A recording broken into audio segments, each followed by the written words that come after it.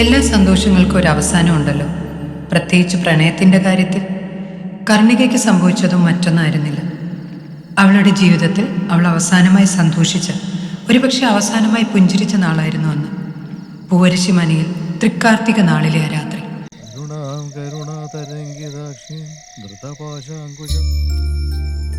ഇതൊക്കെ കാണുമ്പോ ഇപ്പൊ തോന്നോ ഞാൻ നിനക്കന്ന് ഗിഫ്റ്റ് തീരെ കുറഞ്ഞു പോയല്ലേ? അങ്ങനെയൊന്നും പറയല്ലേ. നീ എനിക്കെന്ന ഗിഫ്റ്റ് ഉണ്ടല്ലോ, അതെന്റെ ജീവിതത്തിൽ കിട്ടിയതിൽ വെച്ച് ഏറ്റവും വലിയ ഗിഫ്റ്റാണ്. അല്ലടോ, നിന്റെ അടുത്ത പിറന്നാളിന് ഇതിനേക്കാളും നല്ലൊരു ഗിഫ്റ്റ് ഞാൻ നിനക്ക് വാങ്ങിത്തരും. ശരി, എന്ത് ഗിഫ്റ്റാ എനിക്ക് വാങ്ങിച്ചു പോകുന്നേ? അത് പിന്നെ പൂവരശുമനയിലെ തമ്പ്രാട്ടിക്കുട്ടിക്ക് സ്വർണ്ണനൂലിൽ കൊടുത്തൊരു മരതകമാല പണിയിക്കിഞ്ഞ്, എന്നിട്ട് ഇതുപോലൊരു പിറന്നാൾ ദിവസം നിന്റെ ഈ കഴുത്തിൽ ചാർത്തിഞ്ഞ് ഇതിലും വിലപിടിപ്പുള്ളൊരു മാല. ഏത്? ഇതിനേക്ക് വിലയുള്ള മാലയോ? നല്ല തമാശ. എന്റെ പൊന്നു നന്ദ, നീ ഈ ആയുസ് മുഴുവൻ ശ്രമിച്ചാലും ഇതിനകത്തുള്ളൊരു കല്ല് പോലും നിനക്ക് വാങ്ങാൻ കഴിയില്ല. ഇതിന്റെ വില എന്താന്നാ നീ വിചാരിച്ചിരിക്കുന്നേ? പിന്നെ എന്ത് വില? കൂടിപ്പോയ ഒരു 19,000 രൂപ. 50,000 രൂപയോ? പിന്നല്ലാതെ, ഇതൊരു സാധാരണ കല്ലുമാലയല്ലേ? നീ എന്താ ഇങ്ങനെ നോക്കുന്നേ? പിന്നെ നീ പറയുന്ന ബെടയെല്ലാം ഞാൻ വിശ്വസിക്കണമെന്നാണോ? ഞാൻ പറഞ്ഞത് സത്യാണ്. ഒന്ന് പോടി അവിടുന്ന്, ഞാൻ വിശ്വസിക്കില്ല. ഇങ്ങ് വാ. കേറ്.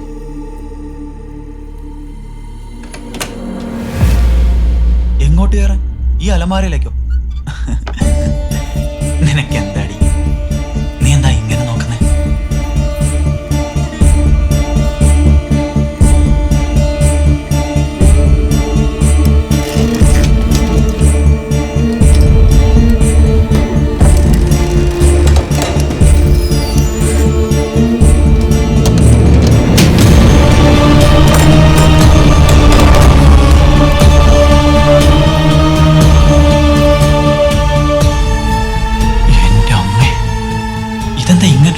വാ, കാണിച്ചു തരാം.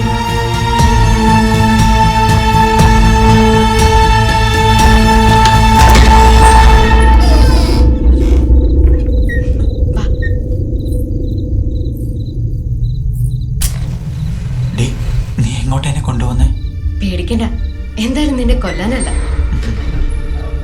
ആ, അതുപോലെ ആ നാഗശില്പം എനിക്ക് കിട്ടിയ സ്ഥലം ഞാൻ പറഞ്ഞിട്ട് നീ പിന്നെ അതിനെപ്പറ്റി ഒന്നും ചോദിച്ചില്ലല്ലോ. നിനക്ക് ആ പുള്ളിയെ അറിയോ? എനിക്കറിയില്ല. വെറുതെ എല്ലാ ആളുകൾ പറയുന്നേ ഈ പൂവരശുമന ഒരു നിഗൂഢ മനയാണെന്ന്. ഈ മര കണ്ടിട്ട് നീ ഇങ്ങനെ പറയുകയാണെങ്കിൽ ഞങ്ങളുടെ കിള്ളിക്കുറിശി മര കണ്ട നീ എന്ത് പറയും? ആ നാഗശില്പം എന്ത്? ഇനി ഒരു അക്ഷരം മിണ്ടരുത്. ഒന്നും മിണ്ടാതെ വേണം എന്റെ കൂടെ നടക്കാൻ.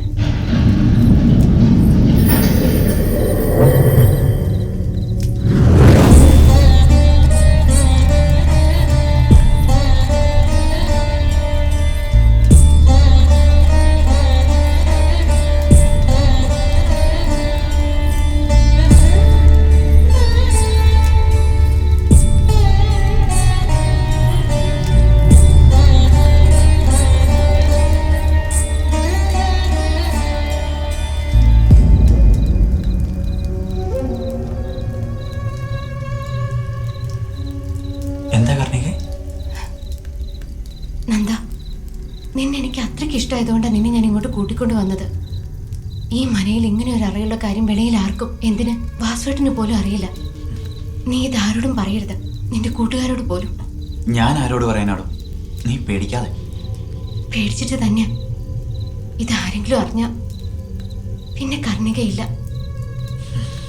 തനിക്ക് എന്നെ അത്രയ്ക്ക് വിശ്വാസമില്ലെങ്കിൽ താനിത് തുറക്കണ്ട, നമുക്ക് പോവാം. വിശ്വാസം ഇല്ലഞ്ഞിട്ടല്ല, പേടിച്ചിട്ടാ. വാ.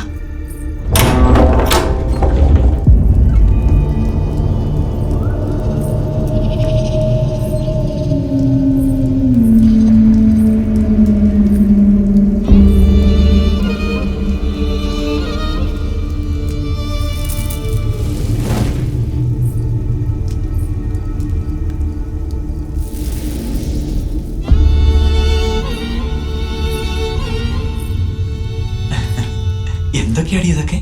പണ്ടത്തെ പുസ്തകങ്ങളിലൊക്കെ വായിച്ചിട്ടുണ്ട്. ഈ കാലത്തും ഇങ്ങനെയൊക്കെ ഉണ്ടല്ലേ? ഇതെന്താ? അതിലെന്താണെന്നൊന്ന് തുറന്നു നോക്കി.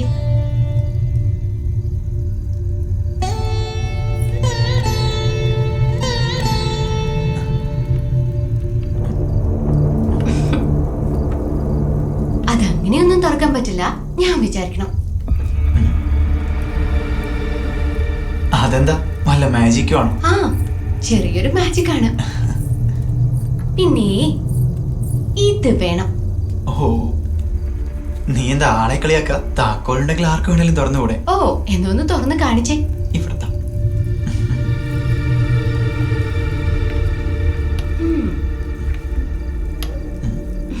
എന്തേ, പറ്റുന്നില്ലേ? താ, ഞാൻ തുറക്കാം.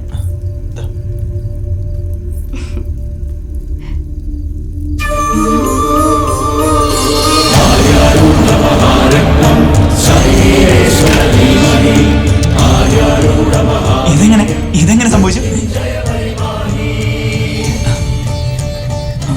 ഇതാണ് ഇതിന്റെ യഥാർത്ഥ താക്കോൽ.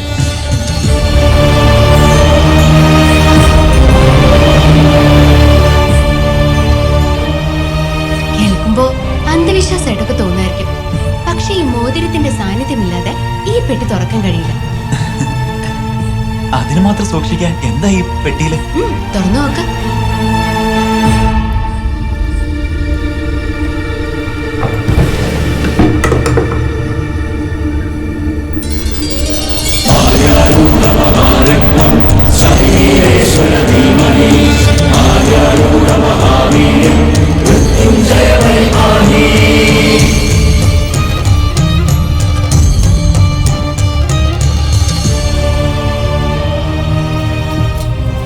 അതെ, ഇന്നെന്റെ പിറന്നാളായതുകൊണ്ടാ ഏട്ടനെ ഇതിടാൻ സമ്മതിച്ചത്. പണ്ടിതൊരു മോഷണത്തിൽ നഷ്ടപ്പെടുമെന്ന് വിചാരിച്ചതാ. അന്നച്ഛൻ ആളെ കണ്ടതുകൊണ്ട് തിരികെ കിട്ടി. പിന്നെ ഇതുപോലെ ഏതെങ്കിലും വിശേഷ ദിവസങ്ങളിൽ ഇട്ടാൽ മതിയെന്നും പറഞ്ഞ് മാല ഇങ്ങോട്ട് മാറ്റി.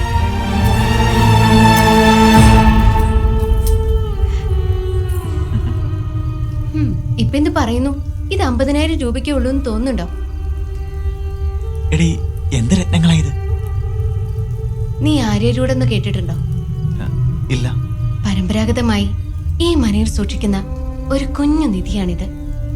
ഈ നിധിയെ പറ്റി എന്റെ മുത്തശ്ശൻ എന്നോട് ചെറുപ്പത്തിൽ പറഞ്ഞു തന്നൊരു കഥയുണ്ട്.